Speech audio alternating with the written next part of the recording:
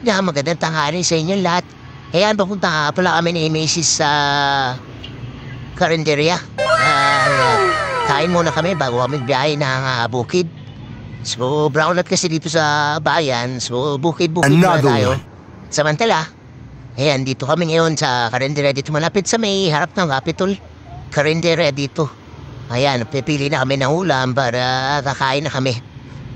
At yun, may napili na nga si Mrs. Ang kinain niya ay ang Bicol Express. Sa akin naman ay atay ng baboy. Masarap. Another one. Ayan, try niyo na. Masarap. Shoutout dito sa tindahan na to.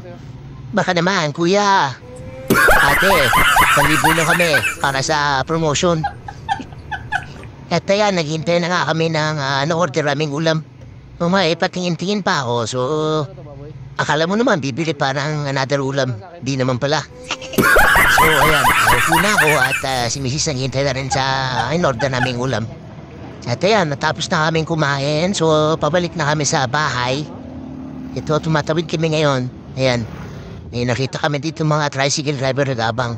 Sabi nila, balita ko nag-ahaway daw dito yung back-ride at saka yung tricycle dahil sa pasahero. So, may karapatan din naman ng pasahero kung anong pipiliin niyang sakyan.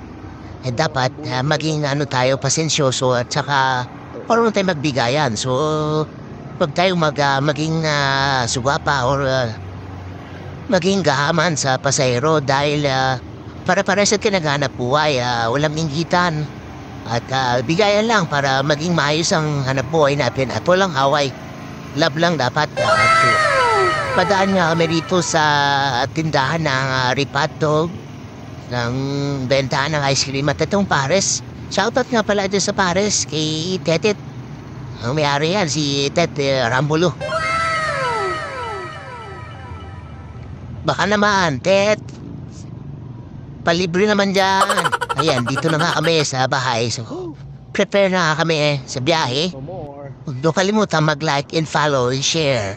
Maraming salamat.